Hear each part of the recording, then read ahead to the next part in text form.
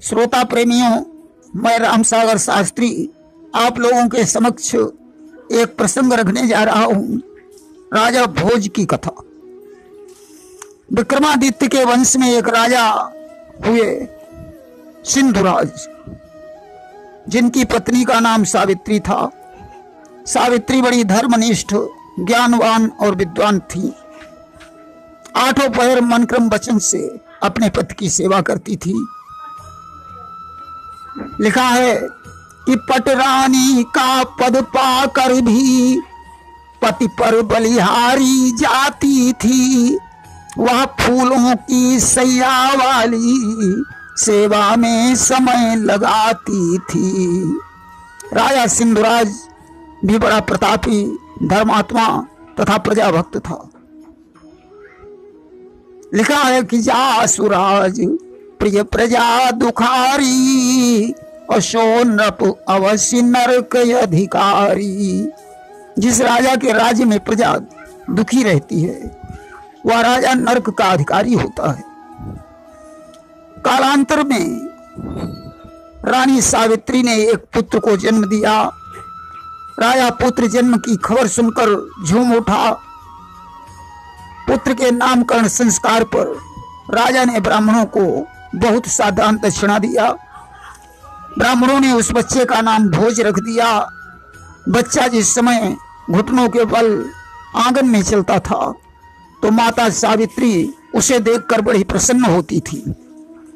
परंतु इस जीवन का क्या भरोसा है, कब किसे यह संसार छोड़कर जाना पड़े, इसे कौन जानता है।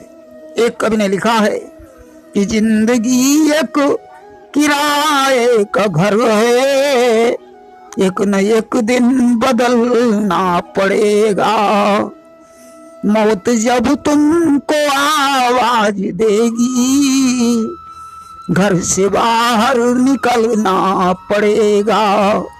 जब भोज 5 वर्ष के हो गए तो उनके पिता सिंधुराज का कागज पूरा हो गया। सिंधुराज इतना बीमार हो गए कि वैद्य हकीम सभी फेल हो गए। सिंधुराज ने मृत्युकाल के समय अपने भैया मुंज को बुलवाया। उनका पुत्र भोज उनके पास में ही खड़ा था। उन्होंने मुंज से कहा, भैया मैं तो संसार से विदा हो रहा हूं, परंतु तुम्हारे ऊपर एक जिम्मेदारी है। मेरे पुत्र भोज की देखभाल करना, और जब बड़ा हो जाए तो यह राजगद्दी उसे समर्पित कर देना। मुंज ने कहा, भैया जैसी आपकी आज्ञा। सिंधुराज तो संसार से विदा हो गए, परंतु मुंज के हृदय में सिंहासन का लोभ सताने लगा। मुंज विचार करता है, अभी भोज छोटा है, परंतु जब बड़ा हो जाएगा तो यह सिंहासन उसके हाथों में चला जाएगा। अगर भोज जीवित रहा तो उसका अधिकार तो देना ही पड़ेगा। इसलिए क्यों नहीं इसे मरवा दिया जाए, जो सिंहासन मेरे हाथों में बना रहे। धीरे धीरे भोज 15 वर्ष के हो गए। अब तो मुंज ने 2 सिपाहियों को बुलाया और कहा, जाओ इस भोज को जंगल में ले जाकर कत्ल कर दो। परंतु सत्य कहा गया है कि जाको राखे साइया, मार सके ना कोई। बालन बाका कर सके, चही जग बैरी होई। सिपाही भोज को लेकर जंगल में पहुंचे। उन्होंने भोज से कहा, क्या अंतिम समय में तुम कुछ कहना चाहते हो? भोज ने कहा, मैं अपने चाचा के लिए एक पत्र लिखना चाहता हूं। आज कलम और कागज को लेकर भोज ने एक पत्र लिखा कि मानधाता समही पति कृतयुगालंकार भूतो गता, सेतुर एन मोह दधौ विरचिता, क्वासौ दशस्यांत का। अन्ये चापि युधिष्ठिर प्रभृति भी याता दिवं भूपते, नैके नापि समं गता वसुमती, नूनम त्वया यास्यति। अरे चाचा मुंज, इस पृथ्वी पर मानधाता जैसे चक्रवर्ती सम्राट हुए, राम जैसे पराक्रमी महापुरुष हुए, जिन्होंने समुद्र पर पुल बनवाया और लंकापति रावण का विनाश कर दिया। युधिष्ठिर जैसे सम्राट हुए, परंतु यह पृथ्वी किसी के भी साथ नहीं गई। अब मुझे ऐसा लगता है कि यह पृथ्वी आपके साथ जरूर चली जाएगी। ऐसा पत्र लिखकर उन्होंने सिपाहियों को दिया और कहा, मेरा यह पत्र मेरे चाचा मुंज को दे देना और तुम जिस कार्य के लिए आए हो उसे पूरा करो, क्योंकि राजाज्ञा का उल्लंघन करना उचित नहीं है। अब तो पत्र को देखकर सिपाहियों की आंखों से आंसू आ गए। उन्होंने कहा, भोज, तुम्हें मारने के लिए मेरे हाथ नहीं चलेंगे। मेरा हृदय करुणा से भर चुका है, इसलिए तुमको मैं कहीं छुपाए देता हूं। मुंज से कह दूंगा कि मैंने भोज को मार डाला है। आज भोज को छुपाकर सिपाहियों ने लौटकर ज्यों पत्र दिया। अब तो पत्र पढ़कर मुंज की आंखें खुल गईं, आंखों से आंसू बरसने लगे। उसने सिपाहियों से कहा, भोज कहाँ है? उसे ले आओ, मैं उसका राज्य उसे वापस करना चाहता हूं। सिपाहियों ने कहा, महाराज, मैंने तो उसका वध कर दिया है। मुंज ने कहा, यदि तुमने भोज का वध कर दिया तो मैं तुम्हें जिंदा नहीं छोड़ूंगा। अब तो सिपाही दौड़कर जंगल में पहुंचे, भोज को लेकर वापस आए। मुंज ने भोज को हृदय से लगा दिया और अपने हाथों से भोज के सिर पर मुकुट रख दिया। आज भोज का 15 वर्ष की अवस्था में राज्याभिषेक हो गया। वैसे राजा भोज की राजधानी धारा नगरी बताई जाती है। भोपाल को भोज ने ही बसाया था। भोपाल का पहले नाम भोजपाल था, आज इसे भोपाल कहा जाता है। भोज ने केदारनाथ के मंदिर का पुनर्निर्माण कराया और कई मंदिर बनवाए।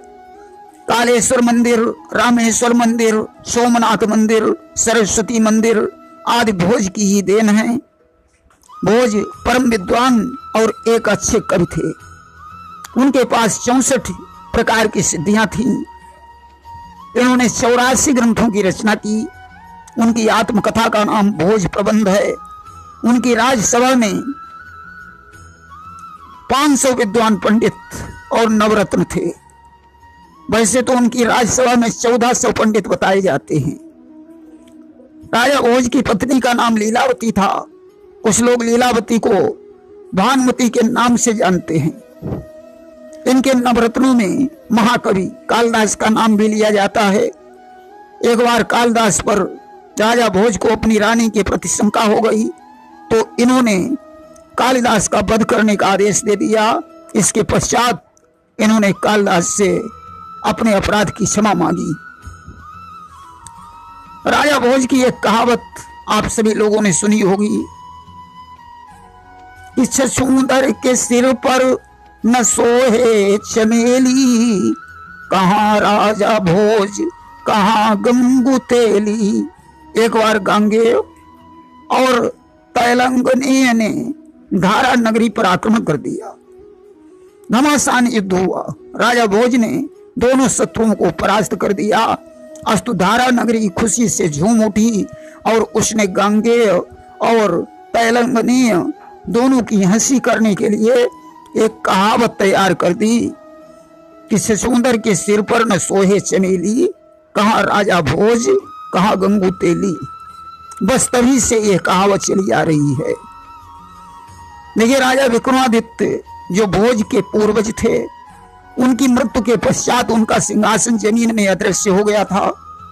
एक बार की बात है, एक किसान ने अपने खेत में सब्जियों की खेती की। सारे खेत में फसल अच्छी हुई, परंतु खेत के बीच में कोई बीज ही नहीं जमा। किसान ने विचार किया, चलो इस बीच वाले हिस्से में एक मचान बनाए लेता हूं और मचान पर बैठकर फसल की देखभाल भी हो जाएगी। आज तो किसान ने खेत के बीच में मचान बनाया और उस पर बैठकर चिल्लाने लगा, कोई है जो भोज को पकड़ लाए और उसे सजा दे, मेरा राज्य उससे ले ले। लोगों ने किसान को चिल्लाते हुए सुना तो राजा भोज से शिकायत की। भोज ने बुद्धिमान ज्योतिषियों को बुलाया और किसान के चिल्लाने का कारण पूछा। ज्योतिषियों ने कहा, महाराज, उस मचान के नीचे कोई वस्तु गड़ी हुई है। राजा भोज ने कर्मचारियों को बुलवाकर मचान के नीचे खुदवाई करवाई। खोदते खोदते उन्हें एक दिव्य सिंहासन दिखाई पड़ा जो रत्नों से जड़ा हुआ था। सिंहासन के चारों ओर 8 पुतलियां खड़ी हुई थी। राजा ने कर्मचारियों से कहा, इस सिंहासन को बाहर निकालो। सारे कर्मचारी मिलकर सिंहासन को उठाने लगे, परंतु वह हिलाए से नहीं हिला। उस समय एक कर्मचारी ने कहा, यह सिंहासन देव निर्मित है, बिना पूजा अर्चन के इससे बाहर नहीं निकाला जा सकता है।